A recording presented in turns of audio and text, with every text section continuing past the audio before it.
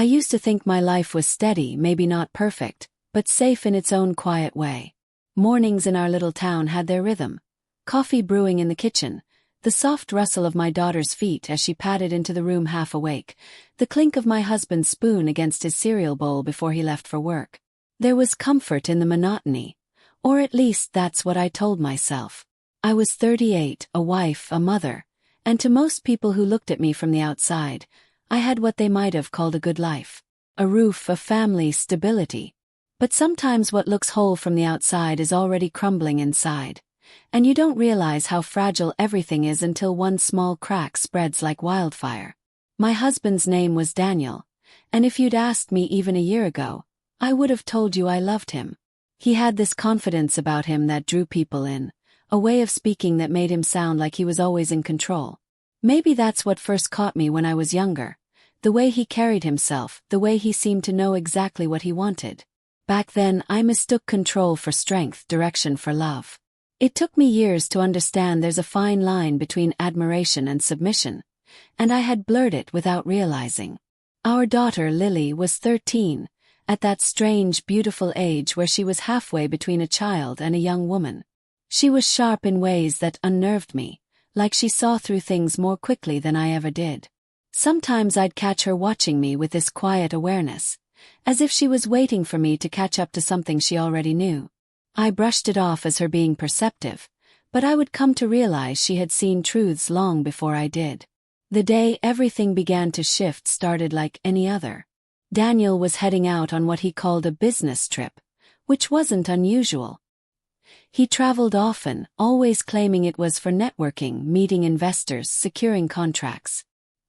He worked in real estate development, a field I knew only in broad strokes, and I didn't question much because for years I thought that's what trust meant, letting him go without demanding explanations. That morning he kissed me on the cheek, not the lips, and said he'd be gone for 4 days. I noticed the way his phone never left his hand, how his eyes flicked toward it even as he spoke to me. But I didn't say anything. It was Lily who broke the silence that night. She came into my room after dinner, her hair messy from falling asleep on the couch, and sat on the edge of the bed. She was too quiet at first, too hesitant. Then she said something that stuck to me like ice in my veins. "Mom, you should run when Dad's away." I remember laughing softly like it was a joke, but she didn't smile. Her hazel eyes stayed fixed on me with this eerie seriousness. "What do you mean, baby?" I asked, but she just shook her head, lips pressed tight, and repeated, "Just run." I should have pressed harder. I should have asked questions, demanded answers, but at that time I was still living in the fog of denial, still holding on to the illusion of stability. It wasn't until the next day when I accidentally glanced at Daniel's email, open on his tablet he had left behind, that the words began to make sense. It wasn't just one email. It was a string of them, all from the same woman, signed with hearts and kisses, messages about secret weekends and missing his touch. My stomach sank as I scrolled, each line cutting into me sharper than the last. He hadn't just been cheating. He had built another life in the shadows, one filled with passion and laughter, a version of himself he never gave me. And worse, there were mentions of money transfers, investments, things in both their names. He wasn't just betraying me as a husband. He was dismantling the very life we had built. I dropped the tablet like it had burned me and stumbled back, hands trembling. My chest felt hollow, like my heart had been scooped out. That's when Lily came into the room again, standing in the doorway as if she already knew what I'd found. She didn't ask me if I was okay. She didn't try to comfort me. She just repeated, "I told you, Mom. You need to run." I should have felt anger first, but what came was shame. This unbearable humiliation that I had been blind, that my daughter had seen it before I did, that I had spent years defending a man who was unraveling me behind closed doors. I cried that night, not just for the betrayal but for all the pieces of myself I had lost along the way. My independence, my instincts, my dignity. I had buried them under the weight of being a good wife.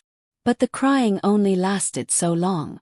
Shame turned to rage, a slow simmering fire that spread through me every time I replayed those emails in my head. He thought he could build a new life, transfer money, make plans with another woman, and I would just sit quietly in the ashes of what he left behind. He thought wrong. Over the next few days, I moved through life like I was carrying a secret storm. Outwardly I was the same, making Lily's lunches, showing up at work, smiling politely at neighbors, but inside my mind was spinning, calculating, planning. I wasn't just going to walk away. I wasn't going to give him the satisfaction of leaving me broken. Well, I would wait. I would watch. And I would make him pay. But revenge, I realized, is like poison.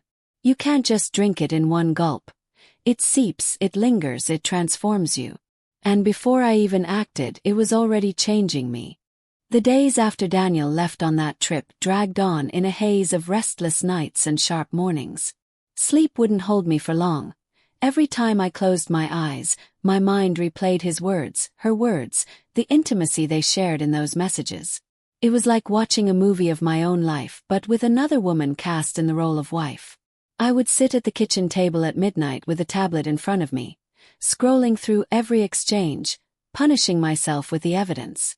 I wasn't just reading infidelity. I was reading strategy, planning, intent. There were emails about properties, houses I didn't know he bought, investments in both their names, accounts hidden behind shell companies. I realized it wasn't just my marriage at stake. It was my home, my daughter's future, everything we had. And the worst part, he hadn't even bothered to cover his tracks properly. That arrogance burned me more than the cheating. He thought I was too naive, too docile, too loyal to notice. And for years maybe I had been. But not anymore. Lily noticed the change in me quickly. She didn't ask questions, but she watched me with that same unnerving awareness. One night, when I was staring at the glow of the tablet screen, she padded into the kitchen in her pajamas and leaned against the counter. "You're going to do something, aren't you?" she asked softly. I looked at her, my throat tightening. "What makes you say that?" She shrugged, her eyes steady. "Because you look like you're not scared anymore. You look like you're planning." Her words hit me harder than anything Daniel had done. My daughter could read me like an open book, and suddenly I felt exposed, like she could see the darkness already growing inside me. I wanted to tell her not to worry, to go back to bed, that I had everything under control. But the truth was, I didn't. I was standing on the edge of a cliff, staring down into something I didn't fully understand yet. The thing about betrayal is that it strips you of innocence. Once you know, you can't unknow. Once you see, you can't unsee. And once I saw the depth of Daniel's lies, I couldn't just live in ignorance anymore. So I started digging deeper. When he was away, I combed through files in his office. Contracts, bank statements, passwords scribbled on sticky notes. It was all there, a treasure map of deceit leading me further into the maze of his secrets. I discovered offshore accounts, money transfers to names I didn't recognize, and most damning of all, documents that tied our assets to debts I never knew we had. He wasn't just building a new life. He was preparing to leave me with the wreckage of the old one. I remember the night I found the deed to our house tucked into a file labeled escrow. It wasn't in our names anymore. He had quietly shifted ownership, shielding it under a trust one didn't have access to. My knees buckled when I realized what it meant. He could disappear tomorrow, and legally Lily and I would have nothing. The roof over our heads wasn't even ours anymore. That was the night the rage solidified into something colder, sharper. Grief had burned away, leaving steel in its place. I knew I couldn't confront him head-on, not yet. He held all the cards legally, financially, socially. To everyone outside these walls, Daniel was the successful businessman, the charming husband, the family man. If I accused him without proof, I'd be painted as the hysterical wife, the bitter woman. And worse, he'd bury me under his lies before I could fight back. So I played the part. When he returned from his trip, I greeted him with a smile, cooked his favorite dinner, asked about his meetings. He leaned down to kiss me, and I let him, swallowing the bile that rose in my throat. He smelled of cologne, one I didn't recognize, and for a fleeting second, I wondered if it was hers. My hands itched to claw it off him, But instead I poured him a glass of wine and nodded at his stories. He didn't notice a thing. He thought I was still in the dark, and that illusion was the only power I had at that moment. At night, while he slept, I lay awake beside him, listening to his steady breathing, imagining every way I could destroy him. Revenge wasn't just an idea anymore. It was an inevitability, like gravity pulling me toward the ground. The question wasn't if I'd do it, but how. The first step was knowledge. I needed to know everything, where he went, who he saw, what he hid. I started following his movements quietly. His phone was easy enough to track once I memorized the passcode, and with every location that popped up on the map, I pieced together a pattern. Hotels, restaurants, a condo in the city I didn't know existed. And always, the same woman's name showing up in his messages. Claire. The first time I saw her, it was by accident. I drove into the city one afternoon, telling Daniel I was running errands, and parked across from the condo his GPS history had led me to. I sat in my car for hours, nerves buzzing, until she appeared. She was younger than me, maybe early 30s, tall, polished in a way that screamed money and vanity. She carried herself with the same kind of confidence Daniel had, like she belonged anywhere she walked. Watching her step into that building made me realize just how carefully he had chosen her. She was the kind of woman who looked like she could replace me without anyone blinking. I gripped the steering wheel so tightly my knuckles ached. I wanted to hate her, but what I felt was more complicated. She wasn't just the other woman. She was a co-conspirator. She knew about me, about Lily, and she didn't care. She was building her life on the ashes of mine. And in that moment, I decided she wasn't just part of the collateral damage. She was part of the plan. Back home, I started writing things down in a notebook I kept hidden in the lining of my closet. Every lie, every transfer, every meeting. Dates, times, places. I didn't know yet what I'd do with it all, but instinct told me it would matter. My notebook became my secret weapon, a silent witness to the unraveling of my marriage and the blueprint of my revenge. The deeper I went, the more dangerous it felt. I started noticing Daniel watching me sometimes, not with suspicion but with this calculating gaze, like he was measuring my usefulness. It chilled me to realize he was already preparing for life without me, even as he sat across the dinner table pretending everything was normal. One night, while Lily was asleep, I overheard him on the phone in his office. His voice was low, urgent. "It has to be done before the quarter ends. She won't see it coming. Trust me, she's not smart enough to put it together." He was talking about me. I knew it in my bones. My hands shook as I pressed myself against the wall, straining to hear. He mentioned accounts, deadlines, something about liquidating assets. And then, as if twisting the knife, I heard him laugh softly and say, "I'll be free soon." Free. The word rang in my ears long after he hung up. He wasn't just leaving me. He was erasing me, setting fire to everything I was so he could walk away clean. That night, I sat on the floor of my closet with the notebook open, staring at the pages until the ink blurred through my tears. Lily's words echoed in my mind. "You should run when Dad's away." She had known all along. Maybe she couldn't articulate it, but children have a way of sensing darkness before adults do. She had felt it in the air, the way animals sense a storm before it breaks. But I wasn't going to run. Not yet. Running meant surrender. Running meant letting him win. Well, if anyone was going to run, it would be Daniel. And when he did, I'd make sure he had nowhere left to hide. Once the rage turned cold, it gave me something more dangerous than grief ever could. Clarity. I began moving like someone who knew her days of pretending were numbered. I smiled at Daniel when he came home late, asked about his meetings, laughed at his stories, but inside I was a chess player, watching his every move, waiting for the right opening. The first real step I took was subtle. I contacted an old friend, Marissa, who worked as a paralegal at a law firm 2 towns over. We hadn't spoken in years, not since college, but I knew she was sharp and discreet. I didn't tell her everything, only that I suspected Daniel was hiding assets and I needed help understanding the paperwork.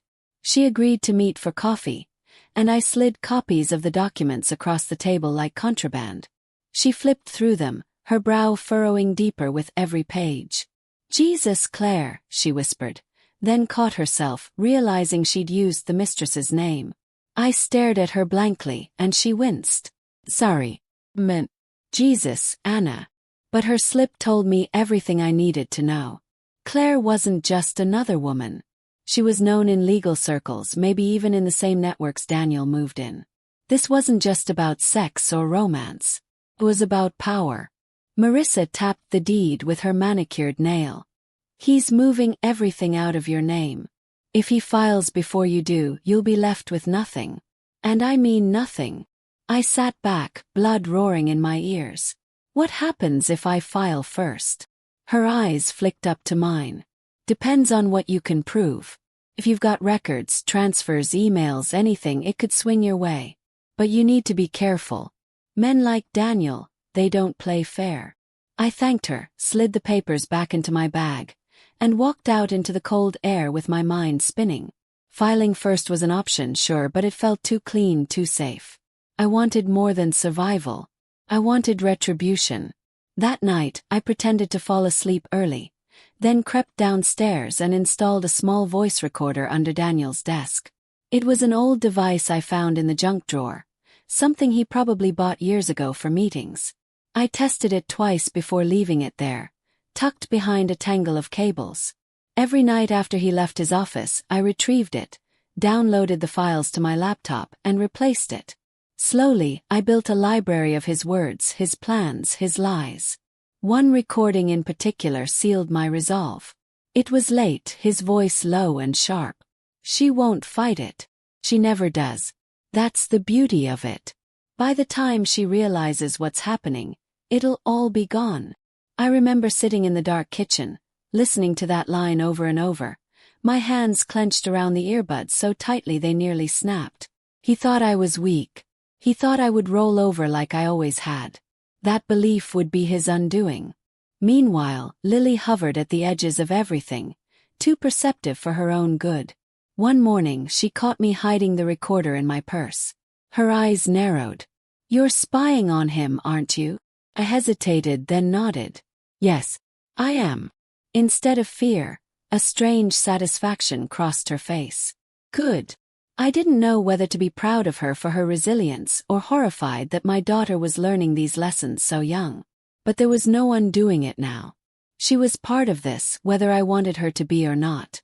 The next step required proximity. I needed to know Claire not just from a distance but up close. So I began frequenting the cafe across the street from the condo. I sat with a book I didn't read, a coffee that went cold, and I watched. Eventually, I didn't have to wait long. She breezed in one morning in a tailored coat, her hair gleaming, her phone pressed to her ear. "Yes, Daniel, I saw the transfer. Don't worry. She won't see a dime." Her voice was smooth, confident, the kind of voice that cuts without raising its volume. My stomach clenched at the sound of my husband's name spoken so casually, so intimately. She sat at the table beside me, never glancing my way, and I studied her in silence. She wasn't just complicit. She was orchestrating it with him. That was when my plan shifted.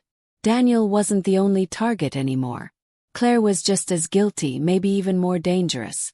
I started shadowing her, subtle at first, then bolder. A gallery opening, charity event, spa appointment. She moved through the city like she owned it, surrounded by friends who looked just like her. Sleek, untouchable. I took notes, photos, memorized her routines. Every detail became a weapon I stored for later. Back home, Daniel was becoming more careless. He spent less time pretending, more time on his phone, more nights working late. I cooked dinners he didn't touch, folded shirts he never wore, smiled at lies I no longer had to believe. He thought I was fading. In reality, I was sharpening. The first strike came quietly. I used his passwords, collected over months from sticky notes and careless logins, to move small sums out of his hidden accounts. Not enough for him to notice immediately, but enough to start a trickle. Each transfer went to a separate account I opened under Lily's name, masked by layers of anonymity Marissa helped me set up. It was the beginning of reclaiming what he thought he could erase. But money was just one piece. I wanted his reputation, his sense of control. His entire image shattered. And for that I needed exposure. The recordings piled up, damning evidence of fraud, deceit, betrayal. But evidence alone wasn't satisfying. It was clean, legal, bloodless. I wanted mess. I wanted him to feel humiliated the way I had, stripped bare for the world to see. So I waited until one of his business dinners, the kind where he paraded himself as the devoted husband, the family man. I dressed carefully that night, in a sleek black dress he hadn't seen before, and I arrived at the restaurant 15 minutes after he sat down with his associates. He looked up, startled, his fork frozen mid-air. "Daniel," I said sweetly, leaning down to kiss his cheek. "You didn't tell me you'd be here tonight."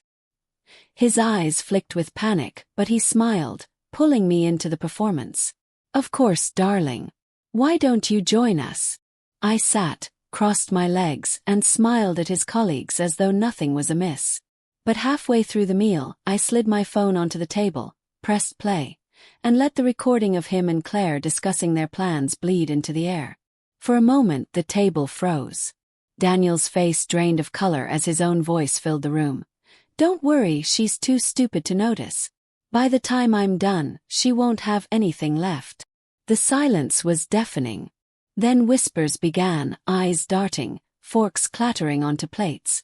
I stood, smoothed my dress, and looked down at him. "Enjoy your dinner." I walked out into the night air, my heart pounding like a war drum. It wasn't the end, far from it, but it was the first taste of victory, and it was intoxicating. Daniel came home livid that night, slamming doors, shouting, demanding to know what I thought I was doing. But I didn't flinch. I looked him dead in the eye and said, "I'm just getting started." The look on his face, shock, rage, fear, was everything I'd been starving for. And deep down I knew. This was only the beginning.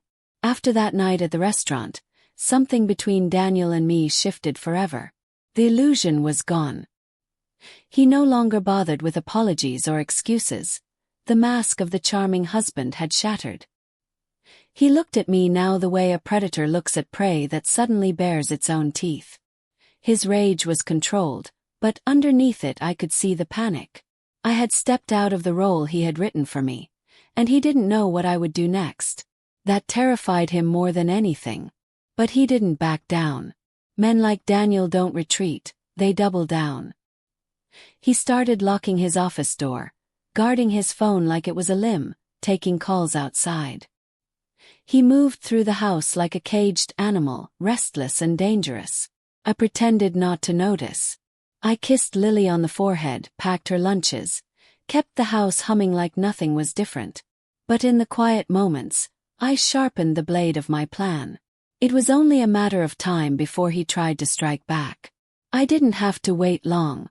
One Thursday, I came home from running errands to find him in the kitchen with a file in his hands. My notebook. My blood ran cold, but I didn't flinch. He dropped it on the counter and leaned against the sink, his smile like a knife. "Cute," he said. "You think you're clever." I stared at the notebook, then back at him. "You went through my things." He shrugged. "You went through mine." For a long moment we just stood there, the air between us heavy with everything unspoken. Then he leaned in close, his breath hot against my ear. "If you try to ruin me, Anna, I will take everything from you.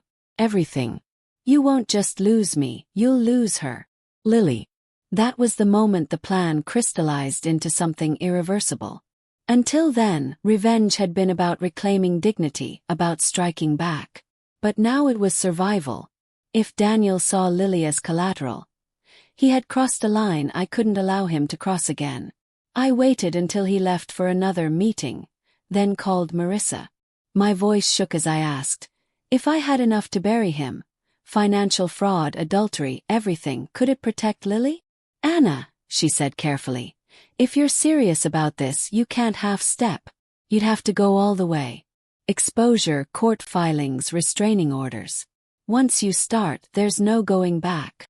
"I don't want to go back," I whispered. But even as I said it, a part of me knew the legal route wouldn't be enough.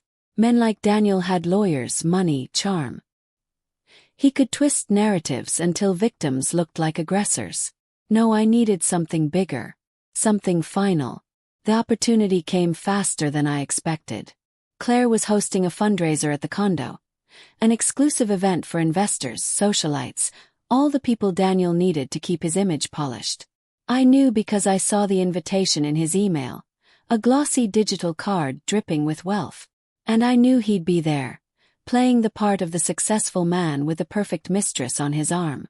I also knew it would be the perfect stage for his downfall.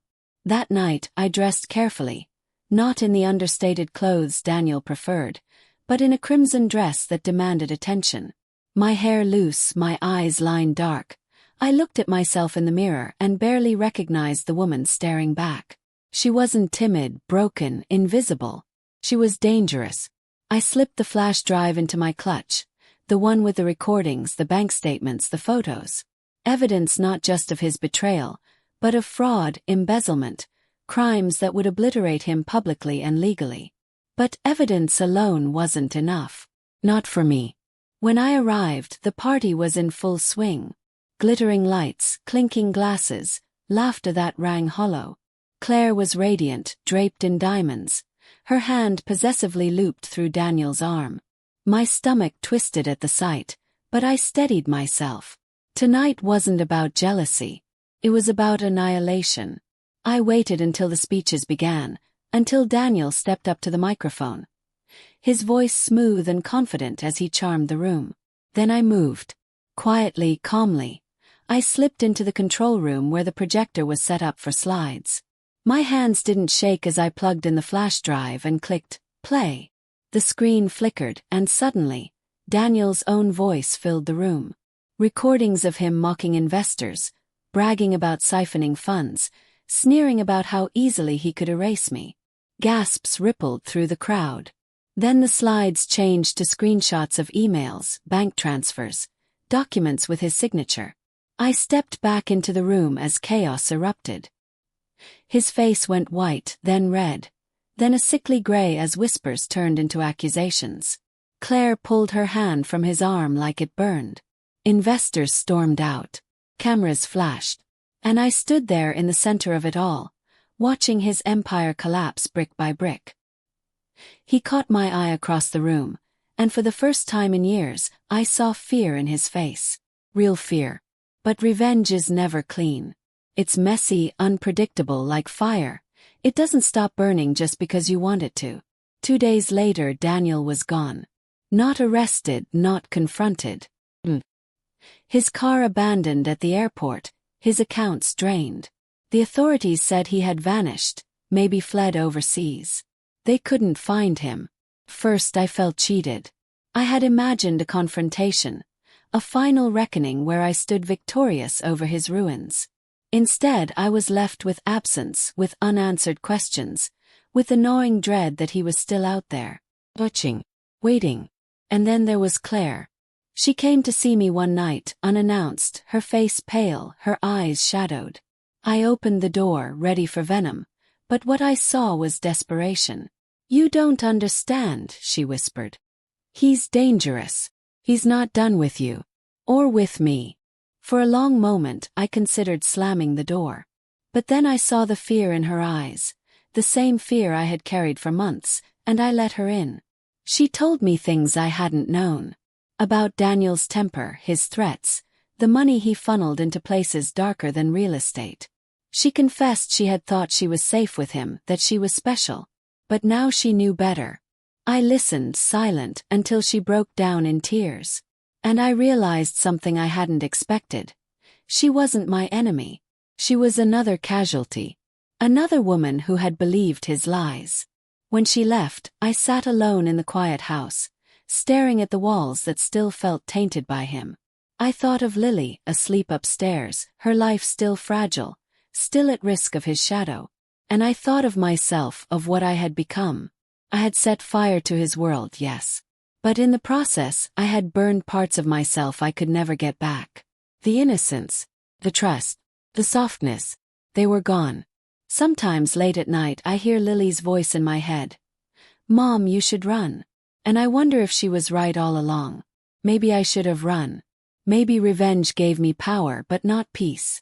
Because now, even with him gone, I live with the question of when, or if, he'll return. Revenge doesn't end with victory. It ends with silence, with emptiness, with the echo of your own choices.